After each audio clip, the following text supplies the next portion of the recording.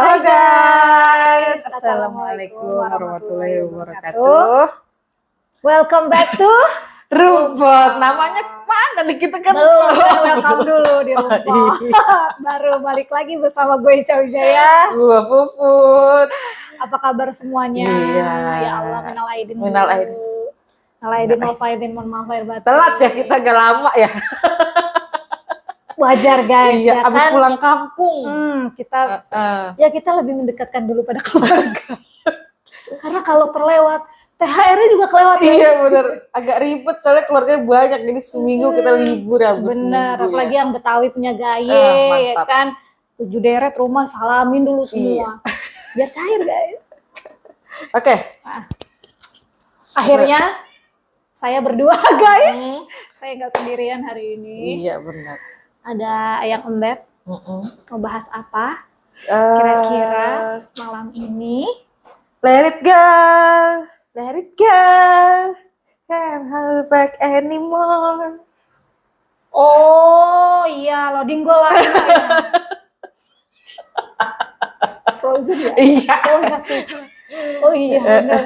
Iya benar. Speechless. Juga ada kan? Oh iya ada. Kira-kira gimana? Ada yang udah bisa tebak? Clue dari si Puput tadi apa? Gue loadingnya lama karena gue nggak terlalu gitu. Masa kecil gue nggak terlalu gitu dipenuhi dengan yang akan dibahas malam ini sebenarnya gitu. Dulu mah kita lebih kayak main Tamiya, main layangan. Panas. Emang anak bolang keluar di rumah. Gak pernah didongengin juga gue. Agak kasian ya. Enggak, emang begitu. Iya benar. Berarti malam ini kita mau bahas tentang film Disney ya? Yes. Apa istilahnya ya?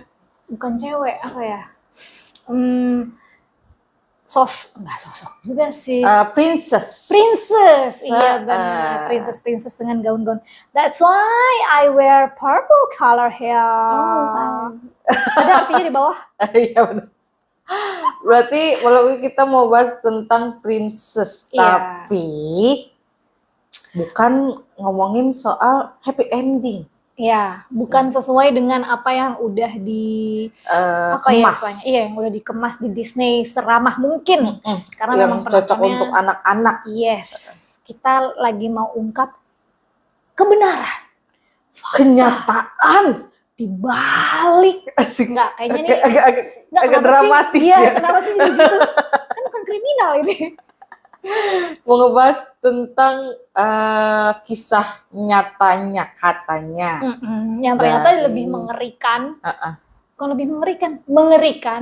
Nggak semanis yang ada di Disney. Iya benar. Maaf kalau misalkan ada iklan-iklan ya. Tangan saya tuh. Nggak tahu kelihatan apa enggak. Agak berbulu. Iya. Berwarna putih. Kan? Kan juga nongol. Tungguin aja. Tungguin aja ntar. Oke. Daripada kita makin penasaran, sahabat Rumput juga pasti makin penasaran. Kita mau bahas apa sih princess Disney segala macam? Apa sih kebenaran yang akan kita ulas di balik kenyataan manisnya film Disney tersebut? Benar. Langsung aja, yang pertama ada apa, Beb? Kita punya film Snow White. Nah, kalau yang kita tahu nih ya Beb ya, film Snow White itu adalah merupakan film sepanjang masa nih yang ya bisa dibilang sangat dicintai sama anak-anak zaman dulu ya. Nggak tahu kalau zaman sekarang tahu nggak film Snow White ya? Kurang. Kalau mereka kalian mungkin lebih kayak Upin Ipin ya. Iya, terus Masha and the Bear. Frozen tuh. Yang tadi yang kamu nyanyiin Elsa itu. Kalau Snow White kayaknya agak kurang tahu. Bener. Bawang merah bawang putihnya mereka nggak tahu kayaknya. Nggak tahu kayaknya.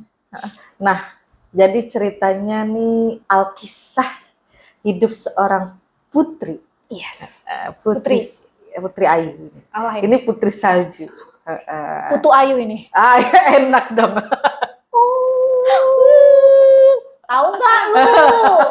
Gen Z itu ayo apaan? Kita mah dulu jajannya begituan Iya, ya. enak itu Gope dalamnya dapat gula. banyak.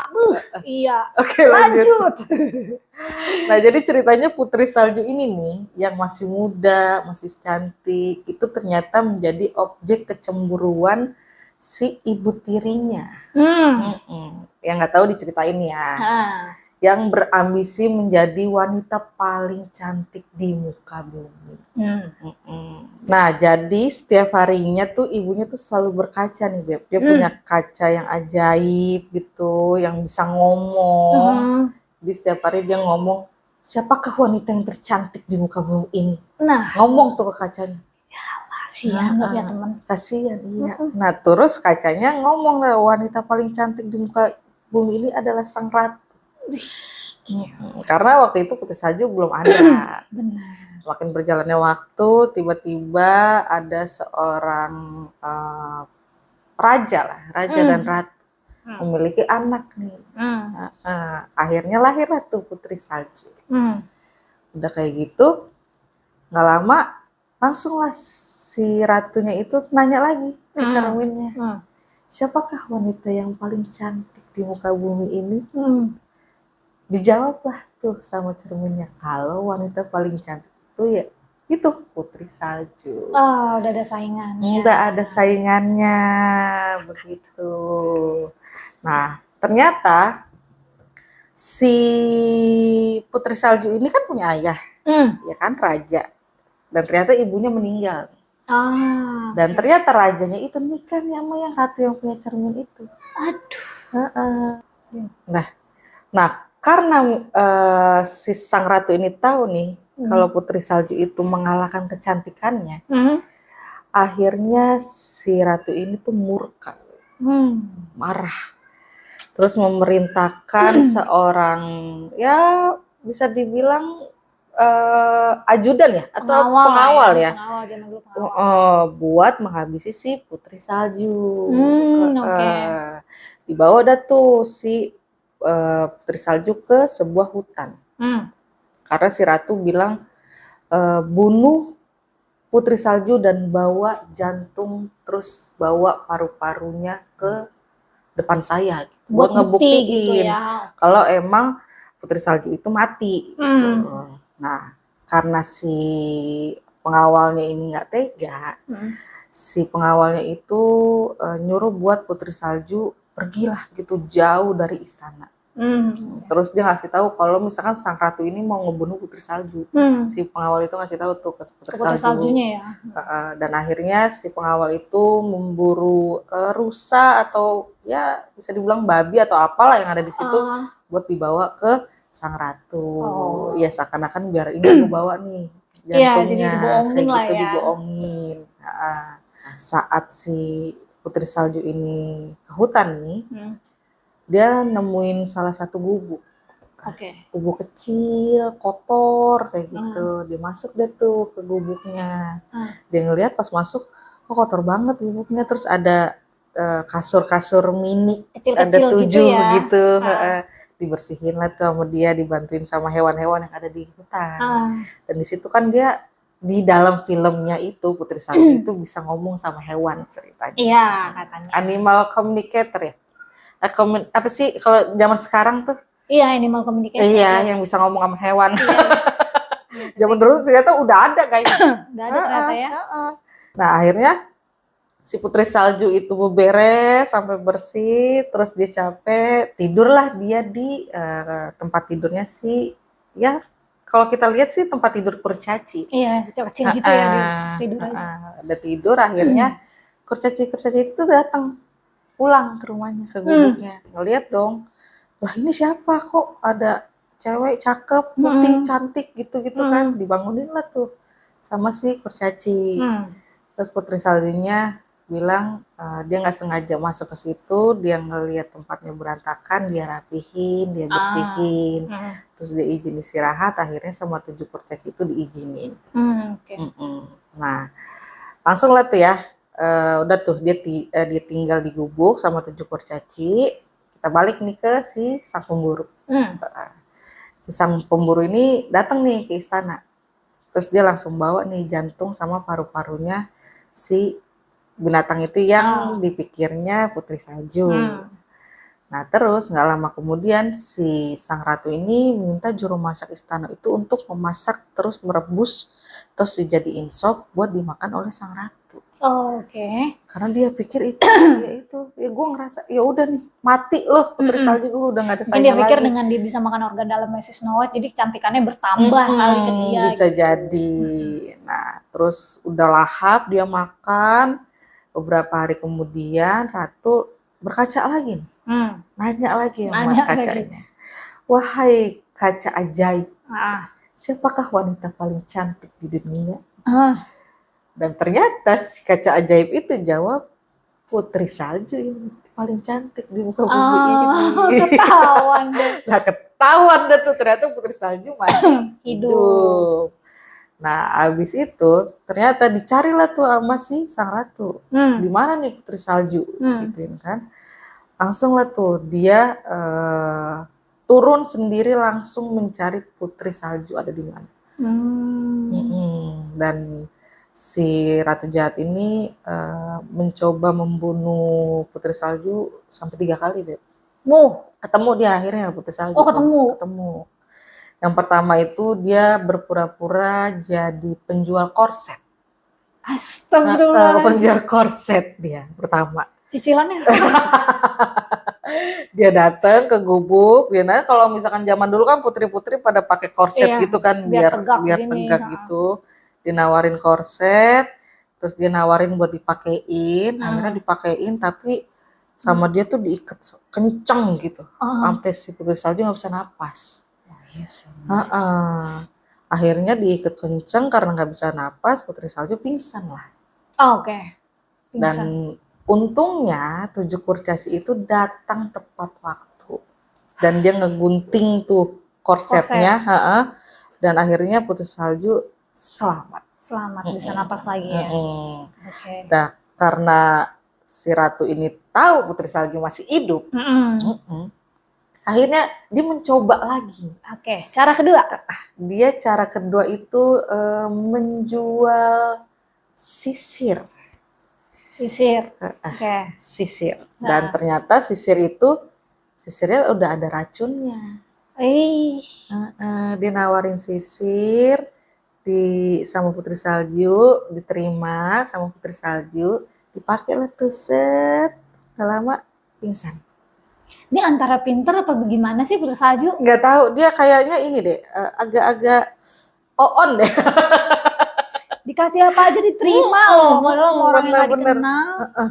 Udah kayak gitu pingsan, ternyata ya dicabut itu sisirnya karena kan sisirnya masih nancep, ya kan? Dicabut sama siapa? Kurcaci, selamat lagi. Bangun lagi. Nah yang terakhir ini si sang ratu ini berubah jadi seorang nenek-nenek penjual apel. Dia datang ke gubuk, dia nawarin apelnya ke putri salju, akhirnya putri salju nerima nih apelnya. Nggak kapok ya?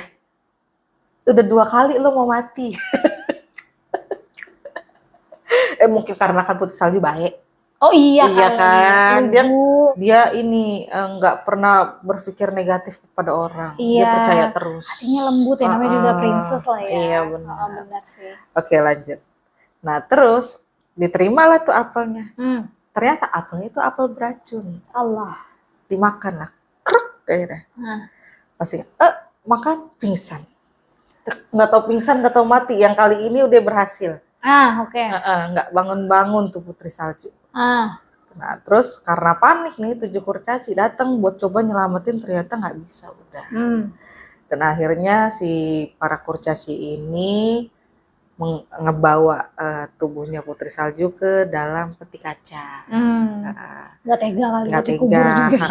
Terus dibawalah tuh ke sebuah pegunungan ya, karena kan di situ di hutan, dibawa agak ke atas lah kayak gitu. Terus si para kurcaci itu bergiliran tuh ngejaga. Karena mungkin mereka berpikir nggak mungkin kali ini mati gitu kali ya. Atau mungkin takut juga kali si nenek sihir itu datang lagi. Iya. Nah terus nggak lama pada suatu hari ada seorang pangeran. Pipit. Aduh bulu mata gue. Ya udah kok jadi kesoal.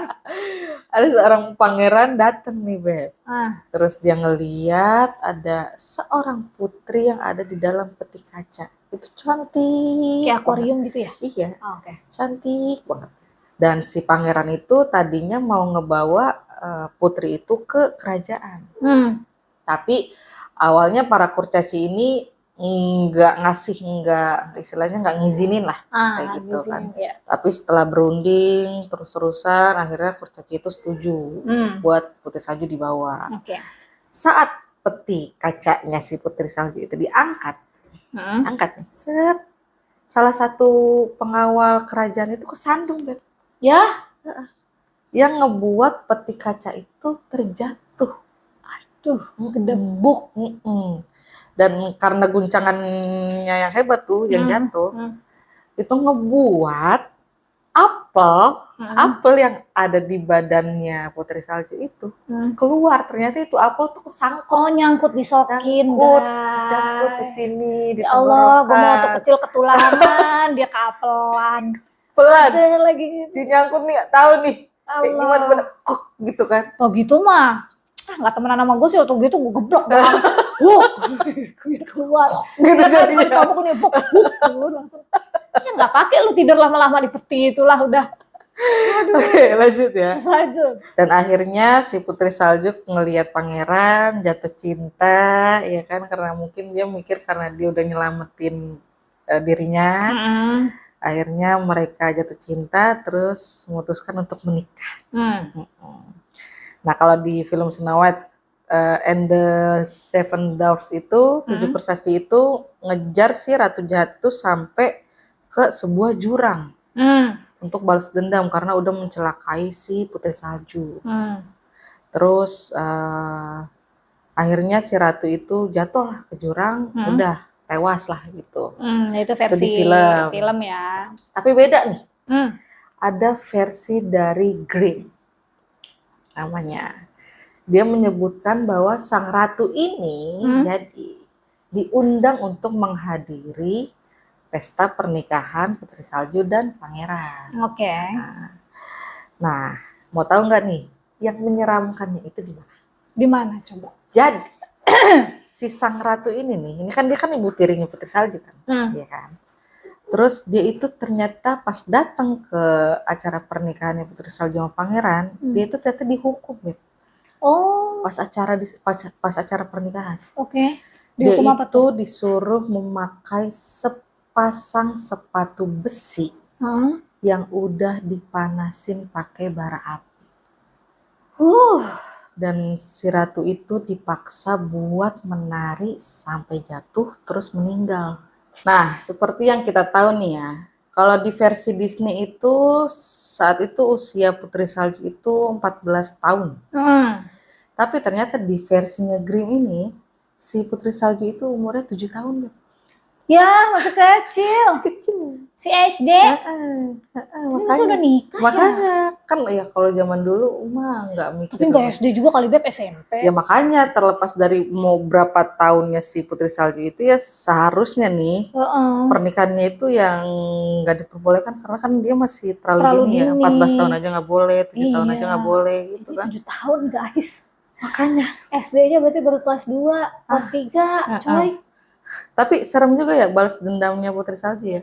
Iya, maksudnya kecil-kecil udah punya dendamnya sebesar itu gitu. Dan kecil, pangerannya pun menyetujui apa yang mau dilakuin sama putri salju. Itu dia, saya nurut gitu. Iya, pangerannya pasti umurnya udah matang lah ya. Pasti karena kan udah jadi ya namanya pangeran. Iya, udah kan. mandat pangeran. Apalagi dia lagi nyari ratunya kan istilahnya. Iya, penerus gitu ya. Oke, itulah cerita dari kisah nyata Putri Salju versi Grimm. Versi Grimm ya. Aku pernah denger sih yang Grimm itu. Ada informasi lagi gak tentang film Disney apa lagi? Ada, Jom. Oh, mantap. Kali ini kita akan bahas tentang film Cinderella.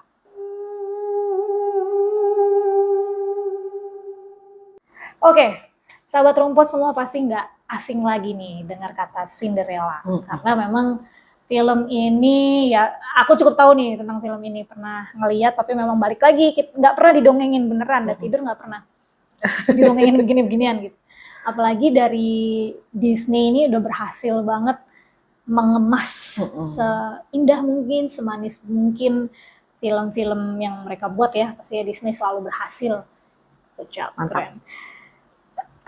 Dan pada zaman dulu sih kebanyakan biasanya selain film, Cinderella ini dijadikan sebuah dongeng untuk sebagai pengantar tidur anak-anak. Pasti senang banget karena kisahnya tuh sweet banget. Iya, gimana ya, apalagi selain dia cantik, dia juga pakai gaun yang indah gitu kan. Jadi kayaknya bikin anak-anak tuh jadi terhipnotis gitu, senang banget lah dengarnya. Seperti yang kita tahu nih dari film Disney kan dikasih tahu kalau Cinderella ini tuh sosok putri yang disiksa sama ibunya dan saudara tirinya, yang dia dimana sebagai seorang yatim piatu pada saat itu gitu.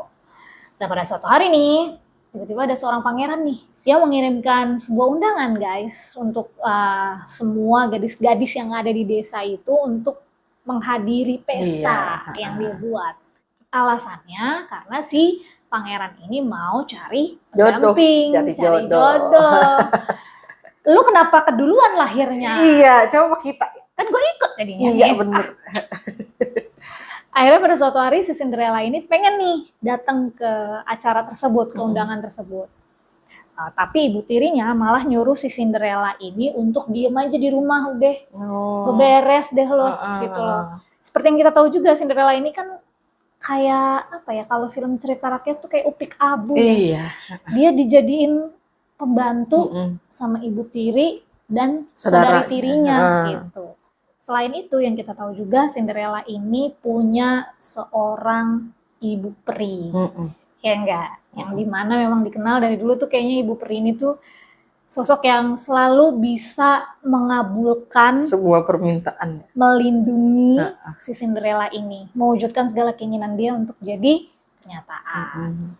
Nah, karena si Cinderella tadi nggak bisa datang nih ke pesta undangan si sang pangeran, akhirnya si ibu peri ini menyihir sebuah gaun untuk si Cinderella pakai, Beb. Ke acara pestanya si pangeran itu. Gitu.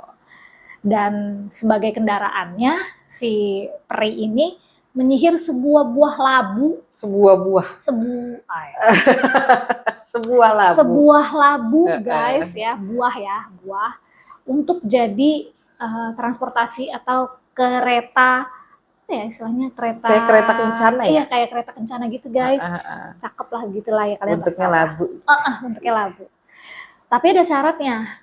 Jadi si ibu peri ini ngasih tahu ke Cinderella kalau kamu harus pulang sebelum jam 12 malam. Kenapa? Karena kalau misalkan kamu sampai lewat dari jam 12 malam, baju kamu, kendaraan kamu itu semua akan balik lagi seperti awal. Kan gak lucu. Iya, bener. Lu lagi naik di kereta ya kan, tiba-tiba di atas labu jadi labu. Jadi bukan lu naik labu yang lu naikin jadinya drek gitu. Gak lucu, tapi lucu sih kali Disney, boleh kali itu diolah. Iya, enggak dong. Boleh lewat ya. Akhirnya udah Cinderella datanglah ke pesta si pangeran tersebut. Pada saat dia masuk nih, karena kecantikannya, keindahan gaunnya yang sangat mewah, semua orang yang ada di undangan tuh pada ngelihat ke dia semua, Beb. Terpana. Selain seluruh orang yang ada di undangan terpesona sama kecantikannya Cinderella, si sang pangeran pun nggak kelewatan nih guys, terpana dan terpesona juga dia, menatap tanpa henti gitu si Cinderella ini, nggak ngedip lagi, sampai berair belekan, nggak normal. Pas dia masuk gitu kan, pangeran langsung tertuju pokoknya Cinderella doang, nggak ada yang lain gitu. Akhirnya pangeran menawarkan Cinderella, kayak gitu. Dia menawarkan Cinderella untuk berdansa. Udah akhirnya mereka dansa nih. Pas mereka lagi asik dansa, dan waktu sudah menunjukkan hampir jam 12 malam. Kayak lirik lagu ya. Waktu hampir menunjukkan jam 12 malam. Itu lagu Jamrut ya? Iya, pas hampir jam 12 malam guys. Mereka belum sempat kenalan satu sama lain kan, karena begitu datang udah langsung dicaplok untuk nari. Itu nggak dicaplokin, caplok mulut, cecop gitu. Maksudnya ditarik buat nari gitu ya. Ya udah, akhirnya si Cinderella ini buru-buru pulang guys, dan meninggalkan sepatunya secara tidak sengaja di istana. Karena pangeran udah terlanjur jatuh cinta. Apa kalau bahasa Inggrisnya first impression ya? First love. Apa sih? Jatuh cinta pada pandangan pertama. Iya, first love. First love, first impression ya itulah. Akhirnya si pangeran ini mencarilah nih si Cinderella ke seluruh kota dengan cara semua gadis yang ada di kota itu diharuskan untuk mencocokkan kakinya dengan sepatu yang ditinggal sama Cinderella itu. Gitu. Dan setelah sekian lama si pangeran mencari gadis yang memang biar pas gitu ya kakinya. Akhirnya pangeran bertemu nih sama Cinderella. Setelah mereka bertemu, akhirnya mereka memutuskan untuk menikah dan akhirnya hiduplah bahagia bersama. Asik, itu kisah happy ending dari Disney. Ya, yang dimana anak kecil masih suka dengan anak kecil. Gue aja juga demen. Jadi itu ngebayang, aduh pengen nanti ada yang datang. Pengen punya ibu peri. Iya itu doang sih sebenarnya. Pangerannya nggak usah, itu perinya aja. Samsung Z Flip. Itu dari hati. Mancing dia nih. Ya, itu. Nah, kisah itu sangat populer guys, apalagi sampai di filmin nih dan Disney yang megang kendali gitu. Apalagi ketika Walt Disney ini berhasil mengemas dalam bentuk versi animasi karya dongengnya si Charles Perrault. Film animasi ini diproduksi pada 14 Februari tahun 1950. Oh, lama banget ya. Itu versi indahnya. Nggak cuma sampai di situ. Kita akan bahas tentang versi lainnya dari si The Grimm Brothers ini yang lebih dikenal ternyata dulunya Beb, ketimbang cerita yang dibuat sama si Disney ini gitu. Oke, kita langsung aja. Cerita versi Brothers Grimm yang berjudul kalau salah sorry nih ya, Aschenputtel. Aschenputtel. Aschenputtel. Kayaknya ini Jerman gitu. Aschenputtel. Gue hilangin dulu lidah gue. Aschenputtel. Yang artinya gadis abu. Ribet banget. Kita mah cerita gadis rakyat abu kita aja ya udah ya gitu. Cerita rakyat kita mau upik abu. Iya, ini mah sama. Repot bener sampai asal itu nggak salah nyebut putel ya. Lanjut. Jadi Aschenputtel ini atau gadis abu ini itu kan mampus. Jadi Belanda ini. Iya makanya. Bagaimana ini si Pitung di mana?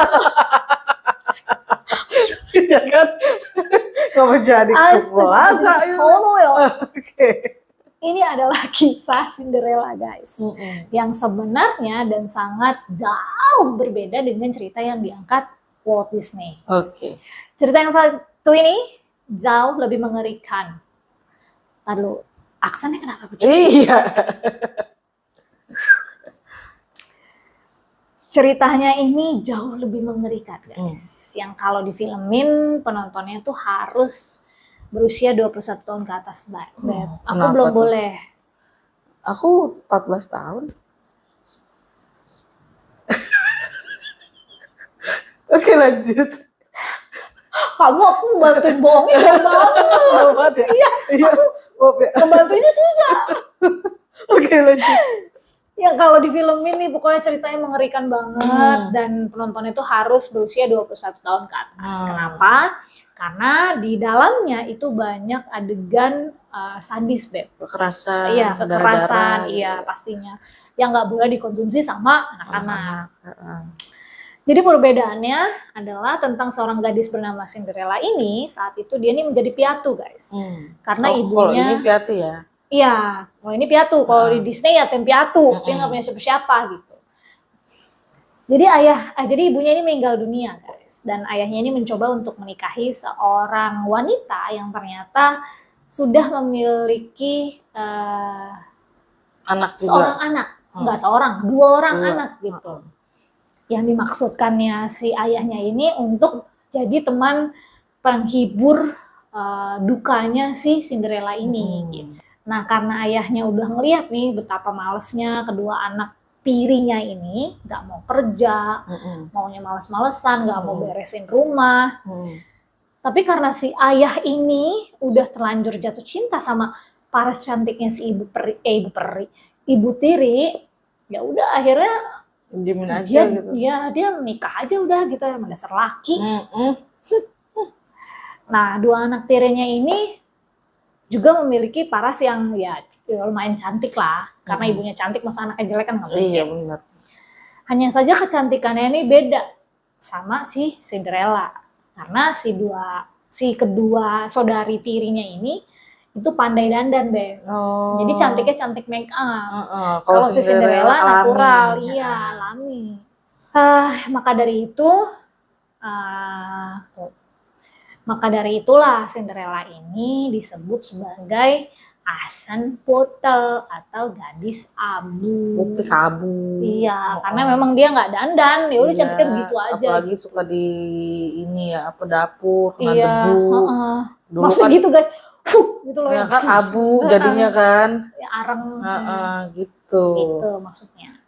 Nah, kalian tahu nggak guys? Jadi dua gadis dan ibu tirinya ini ternyata udah lama banget jadiin si Cinderella sebagai pembantu di rumahnya, pesuruh gitu. Dan ayahnya ternyata tidak meninggal kalau di sini ceritanya. Di versi animasi yang kita kenal kan ayah Cinderella ini meninggal dunia. Dan Cinderella tinggal bersama ibu tiri dan kedua saudari tirinya gitu. Tapi di versi Grimm Brothers ini beda guys. Ternyata ayahnya masih ada dan ayahnya sudah tahu kelakuan si saudari tirinya itu gitu. Tapi anehnya ayahnya ini nggak marah ngelihat si Cinderella disiksa sama ibu tirinya, ngelihat si Cinderella ini dibully, disuruh-suruh sama saudari tirinya. Itu nggak kenapa? Karena ayahnya ini ngerasa kalau Cinderella tuh sudah dewasa, dia bisa menghadapi situasi tersebut gitu, istilahnya dia udah gede, dia bisa ngelawan lah gitu. Lo bisa ngelawan lah, lo bisa bertanggung jawab lah kayak gitu. Tapi hal lain justru menunjukkan bahwa sebenarnya ayah Cinderella ini tipikal yang takut istri. Sama-sama takut istri ya, say. Emberan, gue kira baru sekarang doang, ternyata dari dulu ya. Takut istri, iya. Dari dulu udah ada ya ternyata. Nah, perbedaan lainnya adalah kalau di cerita Disney kan ada ibu peri. Kalau di cerita versi Grimm Brothers ini, si Cinderella ini nggak punya ibu peri guys, tapi dia punya pohon ajaib. Pohon lihat gue tuh petasan. Nah, tapi fungsinya sama-sama bisa memenuhi atau mengabulkan keinginan. Segala keinginan dan permintaannya si Cinderella tersebut. Jadi suatu hari nih guys, si gadis abu ini dia dapat mimpi nih, didatengin sama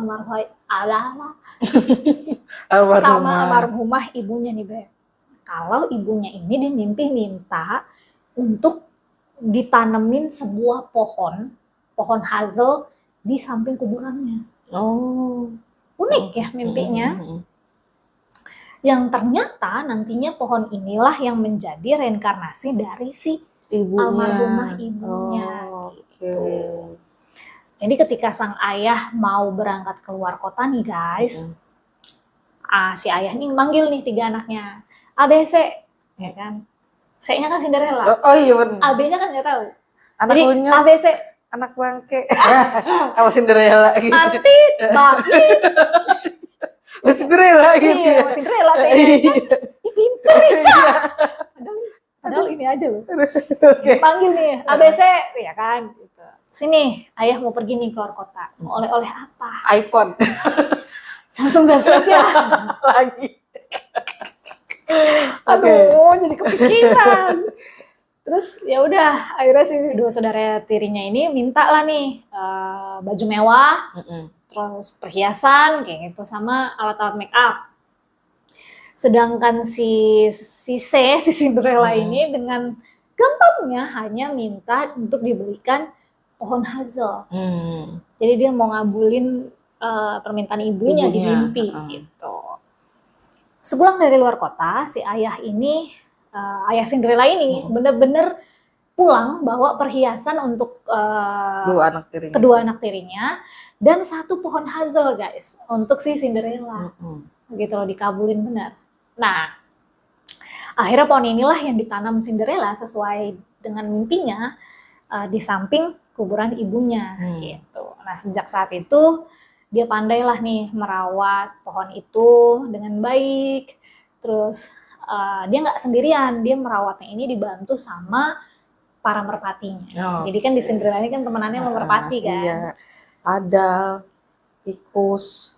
Emang kan di filmnya gitu? Tikus berarti. Enggak kadal, enggak, gue kaget di kadalnya nih. Ada kan? Beneran. Terus abis ini nonton lu cek. Orang yang di filmnya yang jadi apa? Yang jadi ininya nih apa? Kuda. Yang nginin kencananya. Kalau guys, tebak kata nih. Yang jadi kencana, yang nyupir masih misal sih namanya? Kusir. Itu dia pakai yang jadi kadal ada buntutnya. Nonton makanya Cinderella. Tapi jangan yang kartun. Yang Disney yang orangnya. Ada, tahu. Ntar kita nonton. Sorry ya guys. Aduh, wawasan gue sempit kalau urusan gini. Iya. Semenjak si Cinderella ini pandai merawat pohonnya itu barang merpati-merpatinya, perlahan nih satu persatu impian, keinginan si Cinderella ini terwujud atau terkabul. Nah, ada lagi perbedaan lainnya nih guys, yaitu tentang pesta dansa dan pangeran yang aneh. Kenapa kok bisa demikian? Kenapa? Jadi dalam cerita ini, selama pesta digelar 3 kali berturut-turut nih guys, tiap pesta, pangeran dari kerajaan ini selalu mencari siapa putri yang paling cantik. Oh, disaring. Iya, difilter. Benar. Udah 100, ntar jadi 70. Iya, disaring lagi mana yang cantik, paling cantik. Iya, benar. Lu seganteng banget nih pangeran. Makanya. Ganteng sih, kalau di kartun. Nah, dua saudari tiri Cinderella ini pun nggak pernah kepilih nih guys. Kasian ya. Cian. Baru cakep katanya. Make up doang kan? Oh iya. Menor-menor lagi. Iya. Belum ada MUA soalnya. Iya bener, Walis masih begini. Walis udah kayak golok. Karena seluruh kota udah tahu nih betapa pemalasnya kedua wanita itu, jadi pangeran nggak mau. Jadi rumor nggak sedapnya udah sampai ini, ya, udah nyampe ke seluruh ini. Akhirnya Cinderella disiapkan nih 3 gaun pesta oleh pohon ajaib itu nih guys, yang katanya sih reinkarnasi ibunya. Lengkap dengan mahkota dan sepasang sepatu kaca. Oh, mantap. Mau dong pohonnya? Bibitnya sini minta. Iya. Nah, sebelum dia menghadiri pesta, si Cinderella ini dia dikurung dulu, Beb. Oh. Sama iya, karena mungkin ya dia tahu nih perempuan cakep nih. Iya. Kalau jadi saingan gue nih. Iya, nanti kalau ini kepilih lagi udah dikurung, akhirnya gitu. Ih, kasihan ya. Dikurung supaya nggak bisa ikut ke pesta. Tapi Cinderella di cerita ini ternyata nggak kayak di film Disney guys, yang dihukum, aku harus bagaimana? Nggak gitu guys. Nggak lemer begitu, lemes kayak gorengan lemes kalau sore. Bakwan. Ya lapar ya. Ternyata di cerita ini sosok Cinderella ini sosok yang luar biasa Beb ternyata. Gigih udah ya. Berani gitu, bisa ngelawan gitu. Nah akhirnya dia mampu nih untuk menyelinap, terus pergi ke pohon ajaib untuk bersiap untuk pakai gaun sama mahkota dan sepasang sepatu kaca yang disiapkan sama si pohon ajaib tersebut. Keren ya. Nah, kalau untuk cerita di pesta dansa sih sama aja sama di Disney, gitu, nggak ada bedanya kan karena cuma joget doang. Tapi ada yang sedikit berbeda. Apa tuh? Di sini yaitu tentang cerita pangerannya. Oke. Jadi pohon ajaib tadi kan memberi pesan nih ke Cinderella untuk kembali sebelum tengah malam atau gaunnya ini akan hilang. telenjong dong ya. Iya. Malu. Nah, di pesta pertama ini, pangeran ini udah jatuh cinta nih guys sama si Cinderella. Tapi sayangnya sebelum pesta benar-benar berakhir, di tengah malam si Cinderella harus pulang. Karena sesuai dengan peraturan yang dikasih tahu pohon ajaib itu kan. Setelah kejadian itu, si pangeran ini mempersiapkan cara untuk menangkap si Cinderella guys. Jadi pada pesta kedua, si pangeran ini meminta prajuritnya untuk menyiapkan penanda semacam lumpur gitu, supaya dia bisa tahu bulat digoreng dadakan 500-an. Maksudnya kaget gue ngobrol kayak lu kalau menyemprot. Jadi si pangeran ini guys minta para prajuritnya untuk nyiapin kayak lumpur gitu, supaya dia bisa tahu kemana nih jejak kakinya si Cinderella pergi gitu, supaya bisa diikutin. Nah tapi cara pertama ini gagal guys, karena jejak kaki itu mengarahnya ya ke kuburan. Kuburan ibunya kali ya? Kuburan ibunya, betul sekali. Dan di pesta ketiga, dengan sadisnya nih, si pangeran minta prajuritnya untuk menyiapkan perekat atau lem yang terbuat dari bahan tar atau aspal yang buat ngecor, Beb. Ya Allah. Jadi masih basah itu, panas kali iya, ya? semen yang buat semen gimana sih? Jadi tujuannya supaya nanti kalau Cinderella itu lari, jadi kejebak di situ gitu loh. Cuma balik lagi seperti yang gue bilang tadi, Cinderellanya nggak klemer-klemer. Di sini Cinderellanya strong, tomboy gitu ya. Jadi begitu dia benar-benar terperangkap di jebakan itu, jadi tinggal copot aja sepatunya, dia kabur ya kan. Bener. Jadi sepatunya yang ketinggalan di sebelah doang. Semen itu, ya. Tapi cuma sebelah doang. Karena mungkin kaki depannya udah keburu ini, cuma yang ininya yang nyangkut gitu. Jadi kalau ada yang bertanya nih, apa benar kaki Cinderella itu sangat pas untuk sepatu tersebut? Atau kenapa sepatu itu bisa terlepas dan kenapa kok sepatunya kayak kedodoran gitu ya? Aku juga bertanya-tanya sih.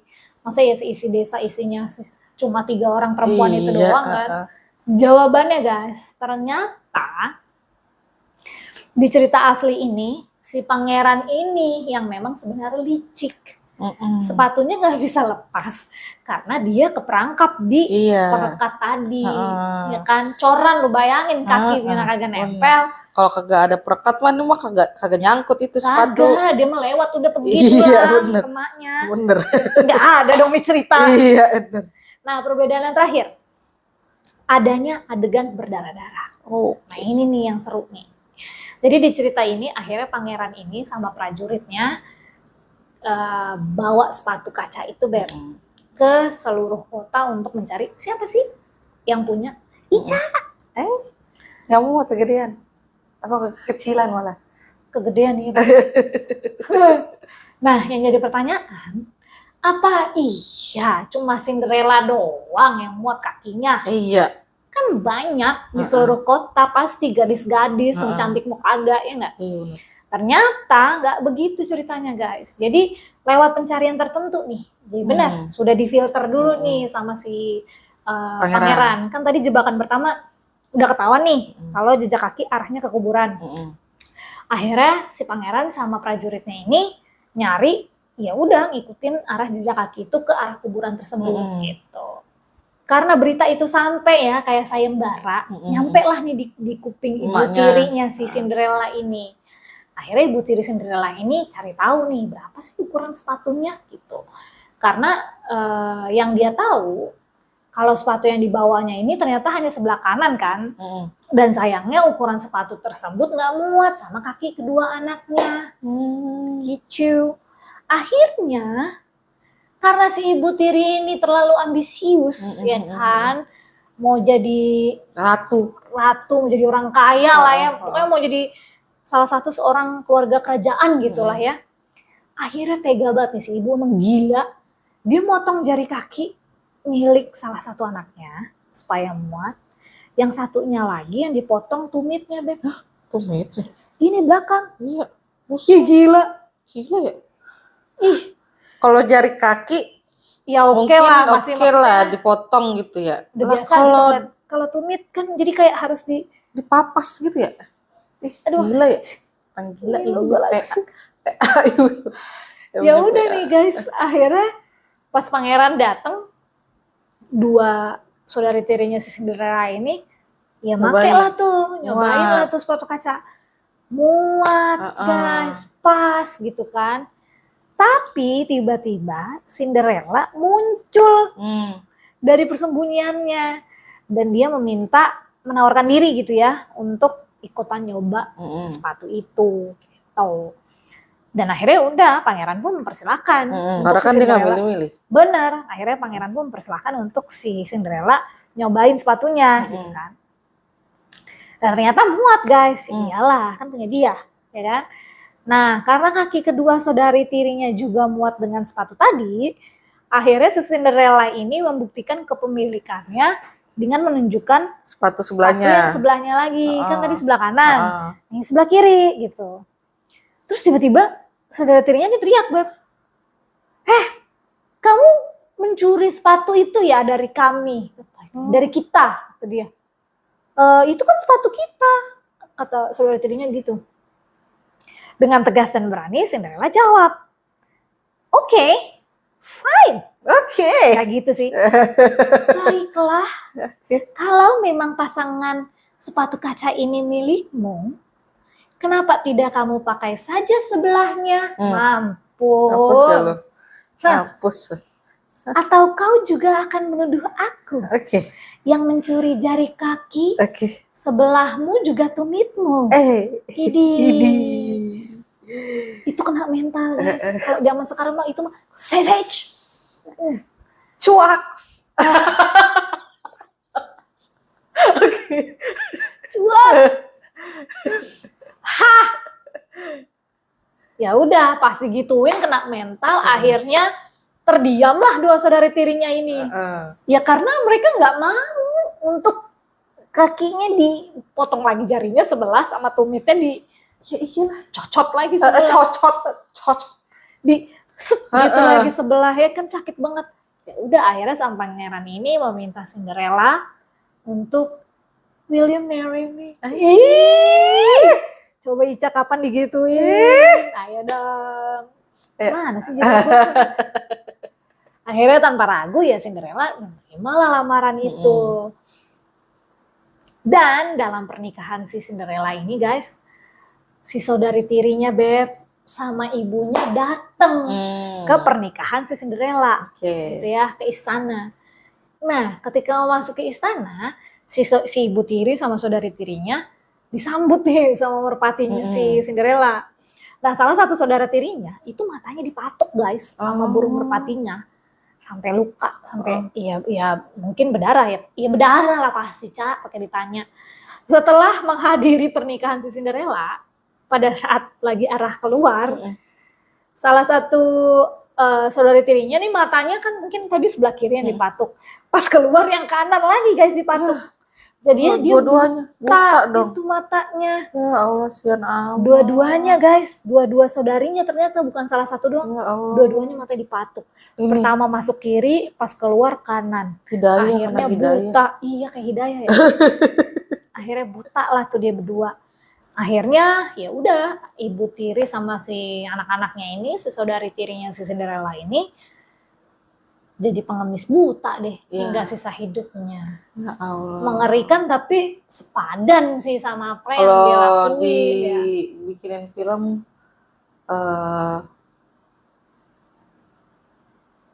saudaraku menjadi pengemis karena telah membuli aku.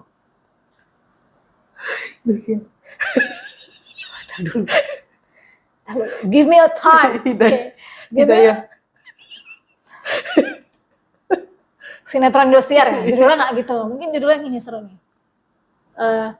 Saudariku, enggak. Ibu dan saudari tiriku menjadi pengemis. Karena aku. Karena telah menzolimiku. Oh iya benar. Iya.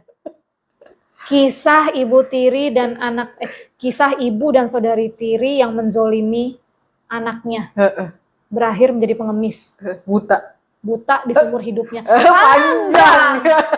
Emang gitu judulnya panjang. Emang panjang ya? Enggak, takutnya ketukar. Itu judul film Indosiar, sinetron Indosiar, apa judul skripsi? 3 paragraf. Iya, soalnya panjang banget itu pakai koma. Oke, itulah dia tentang Cinderella. Gak cuma sampai situ guys, masih ada lagi cerita dongeng film selanjutnya yang akan dibawakan oleh Kita agak gimana gitu ya. canda mulu tadi Opin ya. Tapi emang seru. Emang. Karena kan ini dongeng masa anak-anak. Oke, yang ketiga ada Sleeping Beauty.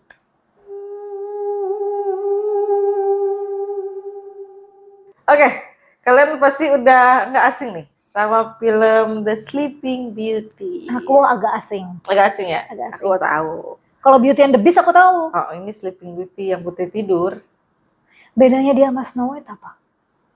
Kalau Snow White itu kan kalau nggak salah di kartunnya dicium. Terus iya. bangun. Kalau Snow White itu dia kan makan apel terus mati. Kesedek tapi kan bangun. Kalau Putri Salju kan dikutuk. Buat umur 16 tahun. Sleeping Beauty. Iya, Sleeping Beauty. Tadi kamu Putri Salju. Iya, Putri Salju yang makan apel. Iya, kamu terbalik tadi. Oh, terbalik ya, maaf ya guys. Gitu maksudnya. Sleeping Beauty. Kalau di filmnya Maleficent. Oh, Maleficent. Iya, tahu yang si siapa? Angelina Jolie ya. Iya, itu. Iya, I know. Oke, lanjut nih ya. Lanjut, penasaran pengen denger guys. Jadi tuh ada cerita ada seorang raja sama ratu nih.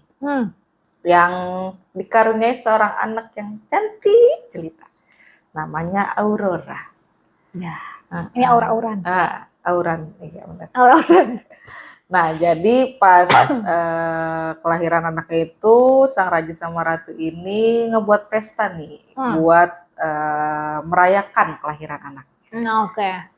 Terus di tengah-tengah pesta tiba-tiba ada penyihir jahat nih datang ke pestanya itu. Dan terus dia mengutuk anaknya si raja. Nah, penyihir jahat itu namanya Maleficent. Oh, emang namanya Maleficent. Oke. Mengutuk si Aurora kalau nanti dia berumur 16 tahun, si penyihir ini bilang nih, si Aurora itu akan mati tertusuk benda tajam. Alasan itu dia datang ngapain? Emang diundang? Enggak diundang. Ngiri datang aja gitu. Tahu-tahu ngutuk kan kurang ajar. Iya, namanya juga penyihir jahat. Kalau di film Maleficent kan si Maleficent itu jatuh cinta sama cowok. Nah, ternyata cowoknya itu jadi raja. Oh, mungkin rajanya ini pacarnya, dia demenan dia kali gitu, tapi ternyata nikah sama orang lain dan dikaruniai. Oke, make sense. Lanjut. Kalau di film Maleficent ya. Nah, terus karena pas acara di istana itu didatengin semuanya nih. Kalau dulu-dulu kan ada peri-peri juga datang. Iya, semua. Kayak gitu. Nah, si peri-peri itu melindungi si Aurora nih dari sihirnya itu. Dari sihir penyihir jahat. Jadi, nggak dibuat mati. Cuman dibuat tidur aja. Oh, kalau sampai kena benda tajam itu gitu. Karena dijagalah tuh sama si peri-peri apa namanya? Royko. Apa sih? Garam-garam. Magic. Gue mau ngomong di sini ada. Tapi di sini nggak bisa. Mantra anjir. Mantra. Kalau mantra. Bukan. Mantra. Jadi si peri-peri itu menahan mantra agar si Aurora itu nggak jadi mati. Nah, kalaupun kena jadi cuma kayak tidur doang. Iya, gitu. begitu. Maaf ya kalau aku tolong dia guys. Oke, lanjut. Nah, pas dia kembali bangun nih, jadi ceritanya kalau dia bangun dia harus dicium sama seorang pangeran. Dan itu berarti dia menemukan cinta sejatinya. Itu singkat ceritanya tuh. Nama pangerannya Pangeran Philips. Oh, Philips. Enggak, jangan diituin. Udah. Akhirnya si Philip mencium si Aurora, akhirnya Aurora bangun, terus mereka menikah terus hidup bahagia selamanya. Eh, Itu di film Disney. Itu di Disney-nya ya. Iya. Heeh. Tapi cerita aslinya sangat jauh. Banyak kan sangatnya. Sangatnya aja udah banyak jauh Iya, emang benar. sangat jauh berbeda. Gimana Jadi tuh? dari filmnya itu kan judulnya Sleeping Beauty. Ini ada nih versi dari Giambattista Basil yang diberi judul Sun, Moon, and Thalia. Oke. Itu pada tahun 1634. Luang, luat. Masih masa-masa. Kita belum tahu jadi apa. Nggak ada, belum. Rohnya di sana juga belum ada, belum. Emang kita yang belum ada. Iya benar. Oke, jadi ceritanya ini ada kelahiran seorang putri bangsawan sama. Yang itu kan Aurora, kalau ini namanya Thalia. Oke. Jadi sang raja sama sang ratu itu ngebawa Thalia ini ke seorang orang-orang bijak lah atau paranormal lah kayak gitu. Oke. Kalau zaman dulu kan emang lebih percaya sama belum ada dokter, belum ada apa gitu. Iya. Dibawalah ke peramal buat diramal ke masa depannya tuh kayak apa kayak gitu kan. Nah, ternyata para peramal ini meramalkan bahwa hidupnya Thalia itu akan terancam oleh serpihan rami. Rami itu semak-semak berduri. Hah? Iya, tahu gak semak-semak berduri? Ada semak-semak berduri. Semak-semak pohon ini daun. Iya, berduri tapi.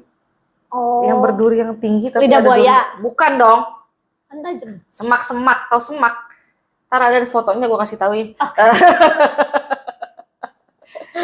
Nah, jadi semenjak ramalan itu akhirnya si sang ayah ini menyuruh semua yang ada di istana itu nggak boleh ngebawa apapun benda tajam ataupun yang namanya rami itu ke dalam istana.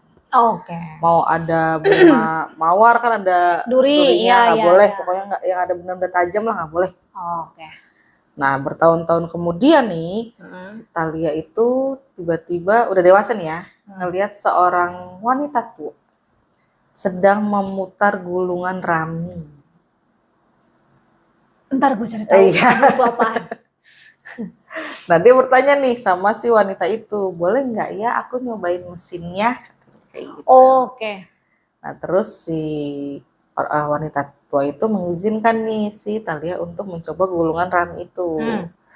Nah, di saat mesin itu berputar nih, tiba-tiba serpihan raminya itu masuk ke bawah kuku jari-jarinya. Kuku jari-jari. Kesusupan? Iya. Oh. Nah, terus tiba-tiba udah si Thalia jatuh gitu aja. Pingsan.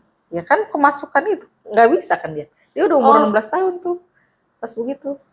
Nah, jadi karena ayahnya si Thalia itu nggak sanggup nih ngelihat anaknya yang pingsan atau dia bisa dibilang meninggal mati gitu kan ya. Akhirnya ayahnya itu ngebawa putrinya itu ke sebuah rumah yang ada di pedesaan terpencil. Untuk ditaruh di situ, dia nggak mau dikuburin anaknya. Oke. Ya.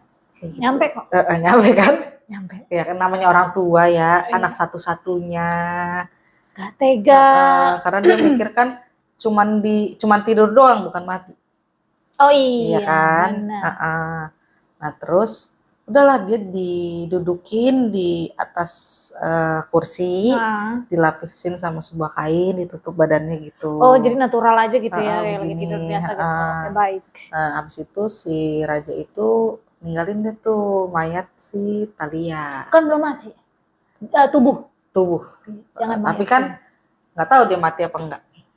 Iya sih, tapi kan tidur doang tadi. Mantranya kan udah terselindungi. Iya sih. Peri. Itu kan versi yang ini. Film Disney. Ini kan versi Basil. Nyet. Sekarang diramalin. Iya benar. Iya, oke. Lanjut. Berarti taunya dia mati. Oh iya, kan? Karena nggak tega ngubur akhirnya udahlah gitu. Nah, beberapa waktu kemudian nih seorang raja tiba-tiba datang nih, Beb. dia mau memburu ceritanya, memburu hewan. Oke. Ngelewatin sebuah pedesaan yang ternyata pedesaan itu adalah tempat si Thalia ditaruh di situ. Baik, make sense. Terus? Nah, ternyata dia nemuin sebuah rumah, kan itu pedesaannya kan yang namanya sebuah pedesaan pasti rumahnya nggak terlalu banyak ya, jadi sendiri-sendiri. Nah, rumahnya itu agak di samping hutan lah gitu. Tiba-tiba si raja ini mau istirahat nih. Dan datanglah tuh ke sebuah rumah yang itu. Singgah lah ya. Dia mencoba buat istilahnya numpang lah ke yang punya rumah di situ lah. Ternyata nggak ada jawaban kan. Karena penasaran, karena itu kayak gubuk doang gitu, tiba-tiba dia main masuk aja. Nyelonong, istirahat ke dalam lah. Raja bisa nyelonong juga. Iya, makanya. Masuk set, kaget ya.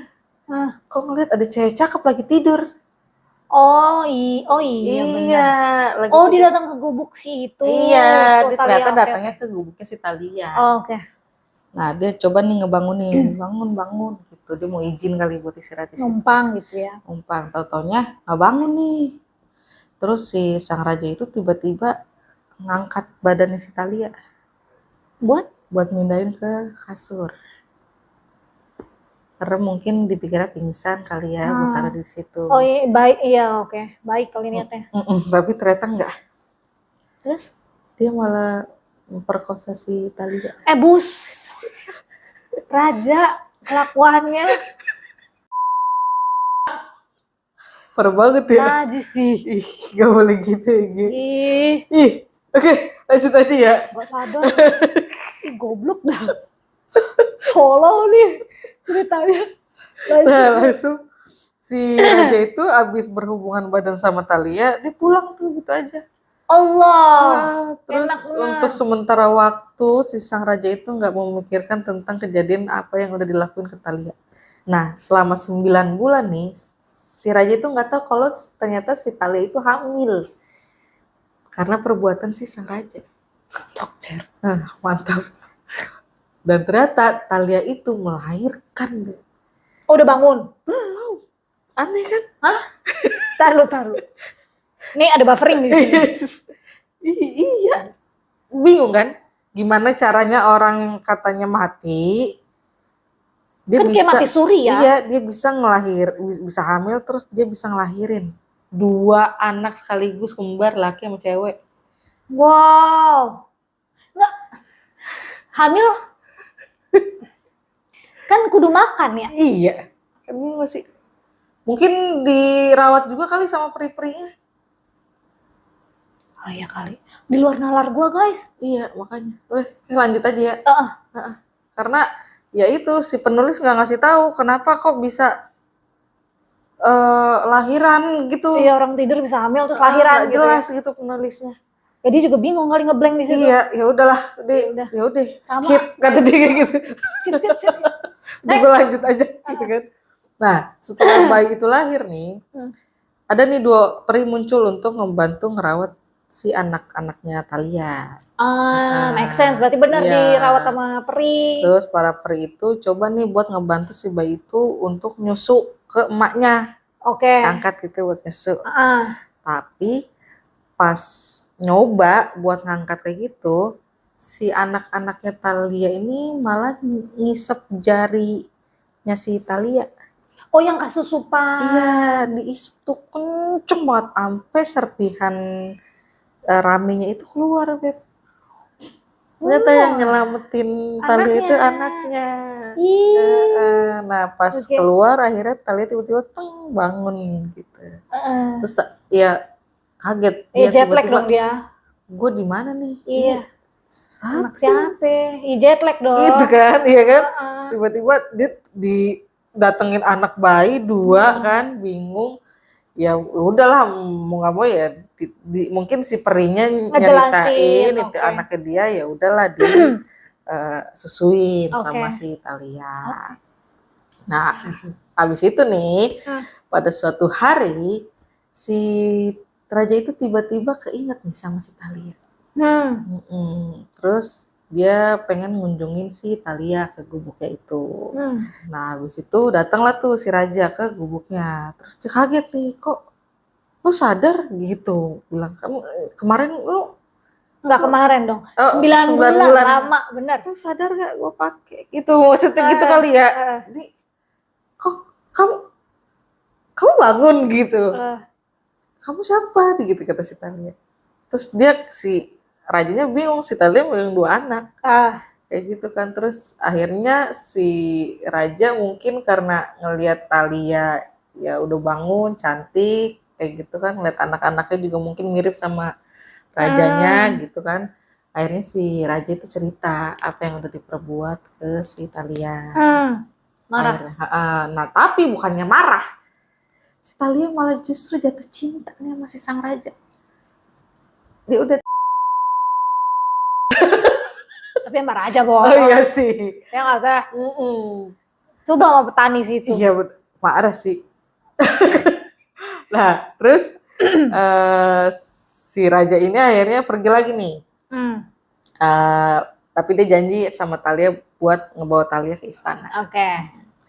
Tapi setelah raja pulang ke istana, setiap malam tuh si raja tuh ngigoin si Thalia, ngigoin anaknya kayak gitu tiap malam. Dan ternyata si raja itu udah punya bini, Beb.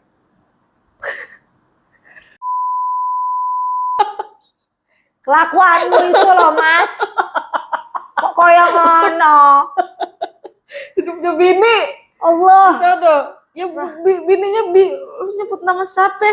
Thalia, bangun. Bangun jemuran, nungguin. Thalia bingung dong si bininya, maksudnya si ratu nih. Siapa Thalia? Terus dia nanya dong ke pengawalnya, pengawal raja. Nyari tahu deh tuh. Thalia itu siapa? Selingkuhannya. Gitu kan nanya deh tuh. Terus dia sempet ngancem nih kalau ke pengawalnya buat ngaku. Kalau lu nggak ngaku, gue matiin lu. Gitu kan namanya ratu kan. Udahlah akhirnya si pengawal itu cerita. Kalau si raja ini punya wanita lain di luar. Akhirnya si pengawal ini nih diutuslah sama sang ratu buat nemuin Thalia. Terus si sang ratu itu minta pengawal untuk ngebawa anaknya si Thalia itu ke istana. Oh, dia tahu berarti ya kalau tahu karena kan dia nyebut nama Sun dan Moon juga di pas mimpinya. Nah akhirnya si pengawal datang ke gubuknya Thalia. Dia bilang ke Thalia kalau sang raja itu kangen sama anaknya, mau bawa, mau ketemu sebentar nanti dibalikin lagi. Gitu. Akhirnya si Thalia udahlah ngasih karena kan ketemu bapaknya gitu. Kita tahu gak nih apa yang terjadi nih? Apa yang sebenarnya ada di pikirannya si sang ratu? Jadi pas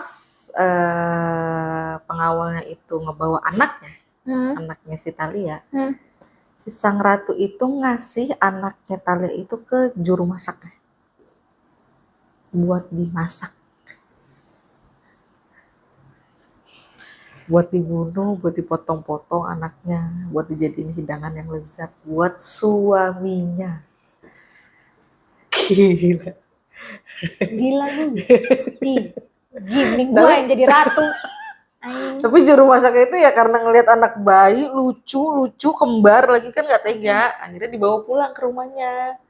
Mantep lah, mantap. Akhirnya diganti deh tuh sama seekor domba. Dagingnya. Camouflage lagi. Oke. Buat sebagai gantinya tuh. Kemudian disajikan deh tuh supnya buat dimakan sama raja sama ratu. Akhirnya mereka tuh duduk di meja makan. Hidangan yang dia pikir itu adalah anaknya si sang raja. Dia udah seneng tuh pasti. Iya. Nah, ternyata gitu aja tuh ratu nggak puas. Dia pengen si Thalia itu datang ke istana. Mungkin nih lu biar makan juga nih daging anak lu gitu. Akhirnya si ratu itu nyuruh pengawal untuk nyuruh Thalia ke istana. Ngejemput lah. Akhirnya Thalia datang nih ke istana. Tapi bukannya disambut sama sang raja. Malahan si Thalia itu dikata-katain sama si Ratu. Dasar lu, lakor lu, ngerebut suami orang lu, dasar lu gatel, ganjel. Aduh, pengen ngacungin dari tengah tapi ntar nih di YouTube. Pokoknya dikata-katain kasar lah, pokoknya di situ sama si sang ratu lah. Oke. Nah, saat itu si ratu ini berencana untuk melempar Thalia ke dalam api unggun. Api unggun? Iya. Karena dibakar. Iya. Nah, tapi di situ Thalia mencoba untuk membela diri nih. Karena dia nggak bilang kalau itu bukan kesalahannya dia. Di saat itu gue lagi sih. Mati suri, suami lu memperkosa gue nggak tahu apa-apa. Ya udah gue hamil anaknya suami lu, ya udah itu salah suami lu gitu. Benar. Tapi si Ratu tuh nggak percaya lah. Dia tetap aja marah sama si Thalia. Nah, terus karena si Thalia tahu nih bakalan apa yang terjadi sama dirinya dia nanti nih, karena kan dia udah didiriin di depan api unggun lah gitu, buat dicemplungin gitu. Akhirnya dia berencana nih buat ngulur waktu ke sang ratu.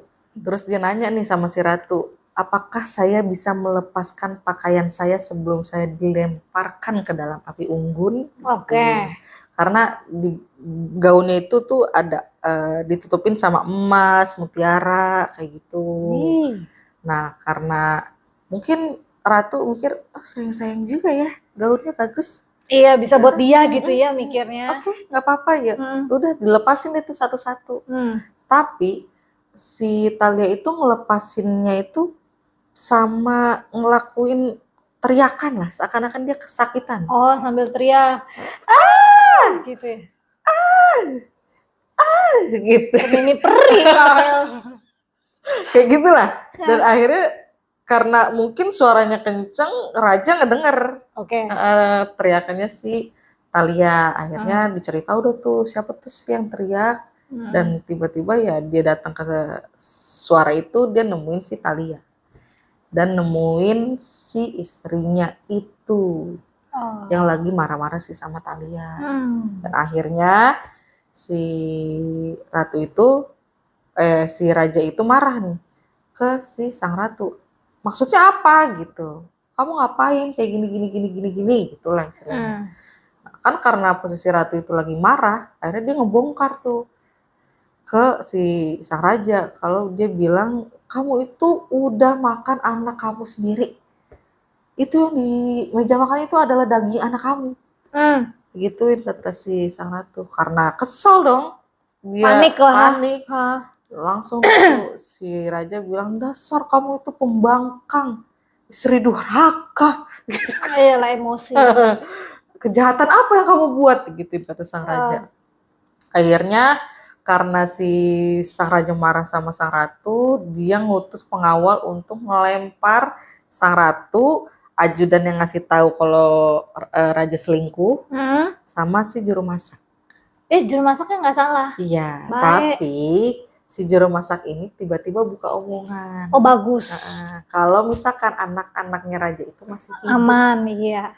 Dia bawa ke rumah terus dibawa lagi tuh anaknya. Ditunjukin ya, dibuktiin. Masih gitu. Hidup nih gitu. Akhirnya yang dilempar ke api unggun itu si pengawal sama si sang ratu aja. Dan akhirnya mereka mati deh tuh berdua. Rasakan itu Ferguson. Dan akhirnya si raja dan ratu dan anak kembarnya itu hidup bahagia, hidup damai di akhirnya nikah sama si Thalia itu ya. Thalia pun akhirnya jadi ratu. Dan akhirnya si raja melupakan istrinya yang jahat itu. Ya iyalah. Ngapain? Berarti dia dari ratu yang jahat itu nggak punya anak ya? Nggak punya. Nah ini dapet 2 bonus cewek cowok. Udahlah. Siapa itu yang pertama itu nggak kenal gitu lah. Itulah cerita aslinya dari Sleeping Beauty. Nah, aku baru tahu.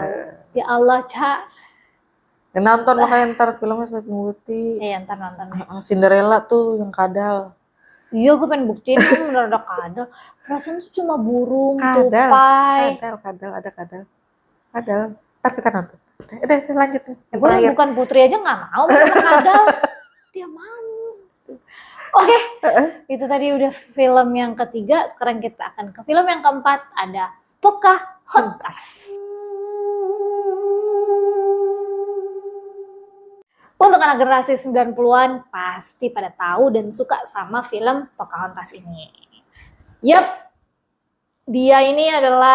Pocahontas ini adalah seorang perempuan cantik, berambut panjang, bermata tajam, bibirnya tebal, terus kulitnya itu warnanya guys coklat kemerahan khas suku Indian asli Amerika.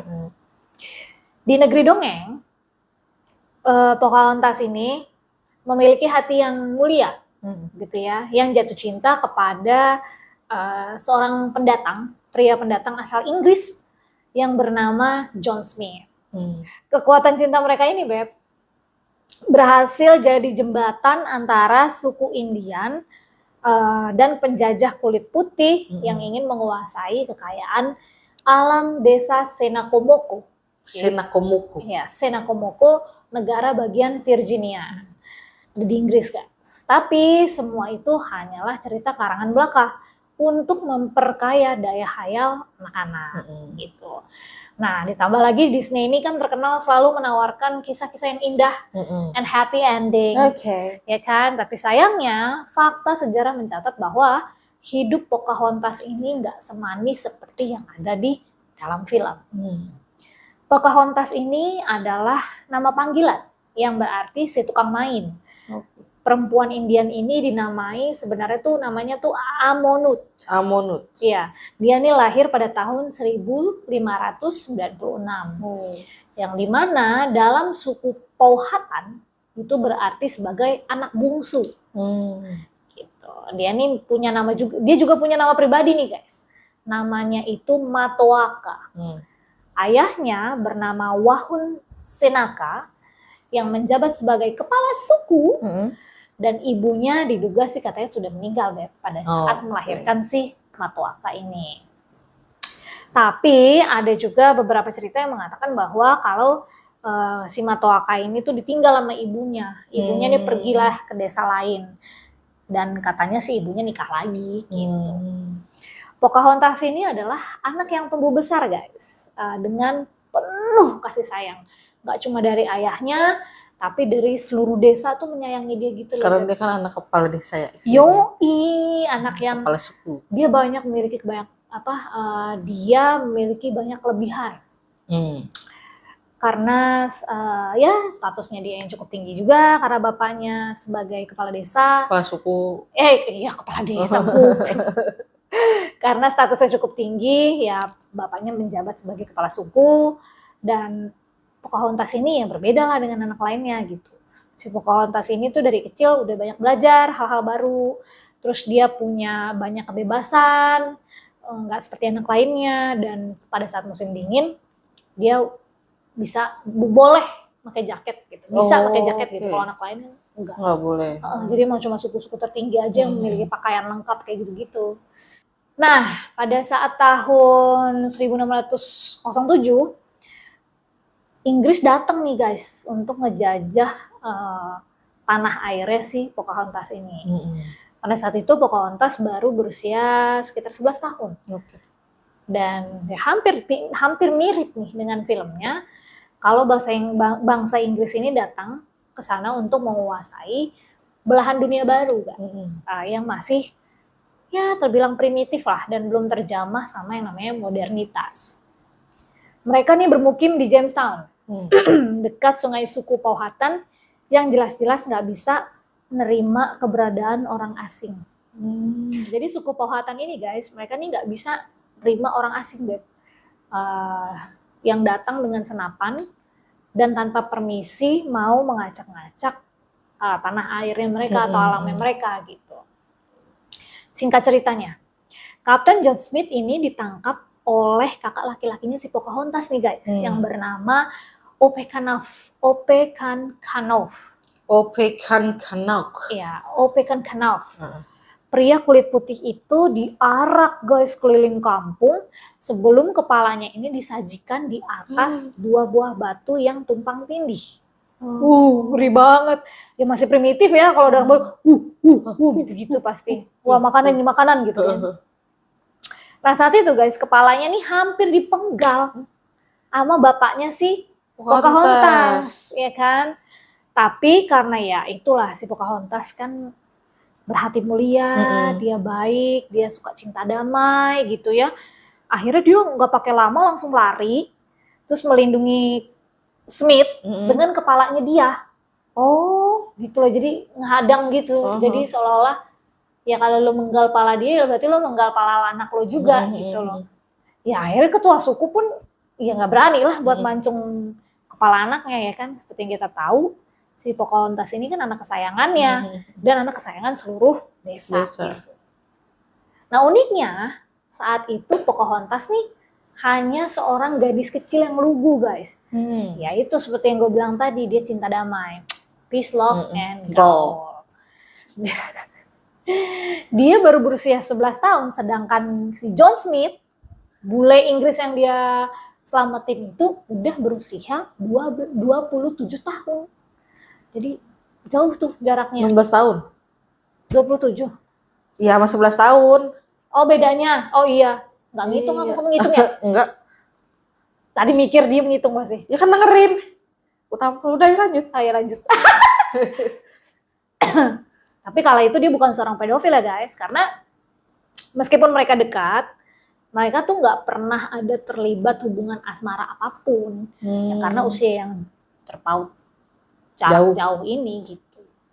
Nah bicara soal asmara, justru malah kisah asmara si Pocahontas nih cukup menyedihkan guys. Oke. Miris lah, karena kalau di film kan dia memutuskan untuk memilih desanya dan jatuh cinta dengan si Smith seorang ini gitu kan. Tapi dalam kenyataannya si Pocahontas atau si Matoaka ini tuh diculik. Oh. Dengan cara licik ketika usianya beranjak dewasa, yaitu sekitar 14 tahun. Oke. Sama si orang-orang Inggris ini. Nah, yang dimana zaman dulu di usia tersebut ya berarti seorang perempuan ya udah siap nih untuk menikah gitu, untuk dinikahin, untuk dinikahin gitulah.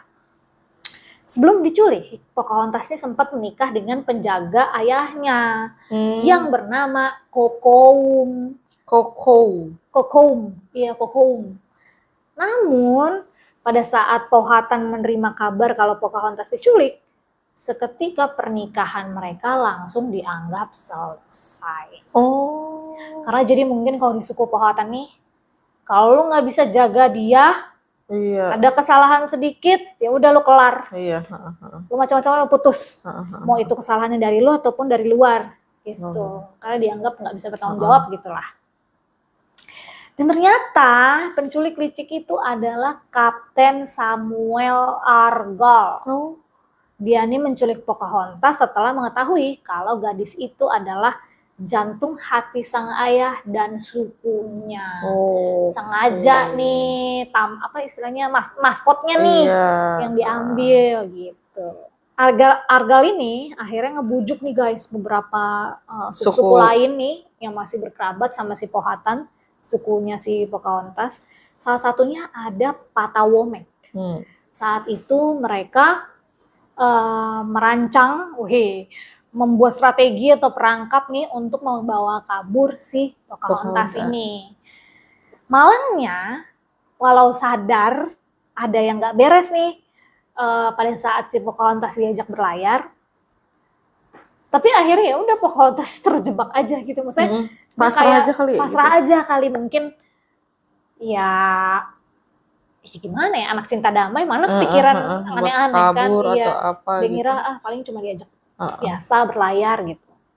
Semenjak terjadi penculikan tersebut guys, ternyata jadi memudahkan jalan Inggris nih untuk merampas segala sesuatunya yang ada di dalam suku Indian tersebut. Jadi Pocahontas yang pernah menolong seorang bule, seorang orang Inggris gitu ya, orang kulit putih yang justru datang malah menjajah dia, ya kan, kasihan banget. Dan ya karena keserakahan orang lain inilah yang malah akhirnya menjatuhkan si Pocahontas ke jurang yang gelap. Setibanya di Henrico, Pocahontas diajarin bahasa Inggris guys, agama Kristen sama kebudayaan Eropa sama si Argall ini. Akhirnya pada tahun 1614 si Pocahontas dibaptis menjadi Kristen dan namanya otomatis dirubah menjadi Rebecca. Dia kemudian jatuh hati lah sama seorang pria Inggris bernama John Rolfe. Ya kan, dan nggak lama kemudian mereka pun menikah dan dikaruniai seorang putra bernama Thomas. Di akhir masa hidupnya, Nyonya Rebecca Rolfe asik menjadi tontonan orang Inggris nih guys. Karena dia ini dijadiin sebagai contoh orang Indian yang sudah dimodernkan. Yang ya kayak jadi kayak sirkus percobaan ya. Jadi tontonan sirkus. Iya, gitu jadi percobaan gitu loh nih loh, nih contohnya loh gitu. Dan pada Maret 1617 keluarga Rolfe ini kembali nih ke Virginia. Saat mereka melintasi sungai Thames, Pocahontas nih ternyata sakit keras, Beb. Dan kapal akhirnya harus menepi nih, harus singgah gitu, harus bersandar. Dan pada saat itu tepatnya kapal itu ditepikan di kota Gravesend. Pocahontas pun akhirnya menghembuskan nafas terakhirnya guys di situ. Nggak jelas sakitnya kenapa, tapi ada dugaan kalau si Pocahontas ini katanya kena TBC. Sama pneumonia. Bahkan ada juga yang mengatakan kalau dia sakit disentri. Sian ya. Dan saat dia meninggal dunia, Pocahontas tuh pada saat itu baru berusia 21 tahun guys. Ya Allah, muda banget. Masih muda. Dan jasadnya ini dikubur di gereja Santo George pada 21 Maret 1617. Akhirnya suaminya ini, si John Rolfe, kembalilah ke Virginia tanpa sang istri. Lalu dia juga meninggalkan anaknya si Pocahontas ini, si Thomas, dalam perawatan kerabatnya di Inggris. Dititipin. Iya, dititipin. Dan setahun kemudian, ya karena kan sakit TBC, mungkin nggak boleh deket-deket kali, emang harus dijauhin kali kan. Setahun setelah kematian si Pocahontas, hubungan antara si Indian sama Inggris nih makin ngaco nih guys, makin runyam nih. Nggak berubah sama sekali, yang ada malah makin kayak benang kusut, iya makin ngaco. Karena kepergian Pocahontas ini guys yang membawa perubahan besar dalam hidup si suku Indian ini gitu. Benar-benar untuk selama-lamanya ya gimana ya. Seorang ayah suku yang sangat menyayangi gitu ya. Anaknya udah pintar. Kehilangan gitu. Jadi kayak drop langsung mungkin ya. Jadinya mau diserang juga jadi nggak fokus. Karena mungkin dia menyusun rencana lain, maksudnya mau nyari si Pocahontas, mau nyelamatin. Jadi dia digocek gitu lah istilahnya guys. Setelah kejadian itu sekitar 90% suku Indian ini dibantai dan menjadi genosida terbesar dalam sejarah guys. Dan kini sudah 400 tahun berlalu sejak Pocahontas si pembawa kedamaian itu meninggal dunia. Walaupun begitu namanya ini tetap harum. Patungnya pun dibikin berdiri tegak di pelataran gereja Santo George tadi di Gravesend, Kent, Inggris. Nanti ada gambarnya di sini. Namun terlepas dari segala intrik, problematika di kehidupannya, anak-anak di negeri Ratu Elizabeth ini ternyata telah mempelajari Pocahontas sebagai kisah kepahlawanan yang sederhana, Beb. Iya. Keren. Hal itulah yang menjadikannya contoh dari pertemuan antara penjajah Inggris dan suku Indian yang ternyata membawa bencana. Begitu ceritanya. Ini agak rumit ya. Agak rumit, sedih dan bener miris. Makanya Pocahontas gak bisa dibecandain deh tadi juga. Saya tidak berani lah. Karena ada buktinya nih dibuatin. Iya, miris gitu. Dibuatin patungnya kan, udah dijadiin pahlawan. Diabadikan gitu ya. Dikenang. Jadi kayak inilah salah satu film atau dongeng yang kisah nyatanya yang benar-benar emang bikin kita tuh ngeflip dari kisah dia yang difilmin di Disney gitu. Oke. Sekali itulah dia guys. Kira-kira agak panjang, jangan bosan ya guys. Kira-kira mana favorit kalian dari dongeng? Aku Pocahontas lah. Iya sih. Jadi Soalnya mirip pahlawan. sama aku. Iya. Rambut panjang, Iya. mata tajam. Oke. Bibirku nggak tebal sih. Tebal sih? Enggak, bibirku nggak tebal. Oke. Kita potong aja ya. Aku keturunan India juga, cuma bukan suku Indian Amerika. Bukan. Suku apa? Suku kata. Suku kata. Suku kata. Oke, itulah guys. Aduh, Yang agak bisa banyak. rumput Saya sajikan. ngantuk ya. Ya Allah, udah malam banget ini. Udah bisa. Aduh. Udah enak belum didongengin sama kita. Hampir bisa kali. Ayo ini bangun, sejam. bangun. Ayo, Jangan bangun. tidur. Itu kayak tidur tuh. Gitu. Udah subscribe belum? Ilernya Beb jatuh ke handphone. Gitu ya.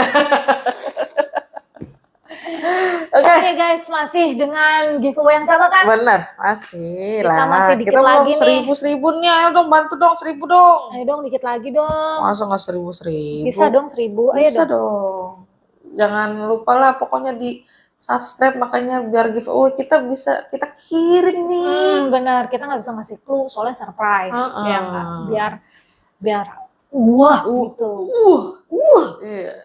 Pokoknya jangan lupa di apa nih? Di like, Comment, di subscribe, di share juga biar buru-buru kita 1000 subscriber. nyalain loncengnya. Jadi nggak pernah ketinggalan. Kalau Iya. misalkan Rumput upload Benar. video-video terbaru. Benar. Oke. Jangan bosan-bosan. Thank you buat semua sahabat Rumput yang selalu support kita sampai kita ada di sini sekarang. Sekali lagi kita minta izin wal faizin ya. Iya, mohon maaf lahir dan batin. Maaf telat. Iya, pokoknya segenap keluarga Rumput lah mengucapkan hal yang sama. Maaf juga kita nggak update kemarin seminggu. Ya, karena pasti ya lebaran Ya, kan sama ngerti lah, keluarga. tolong ya. Ya kan pasti tahu kan ya, Tabon. Oke, saya Ica Wijaya. Saya Puput. Kita Kami berdua pamit undur diri. Sampai ketemu di next episode. Wassalamualaikum warahmatullahi wabarakatuh. Bye-bye.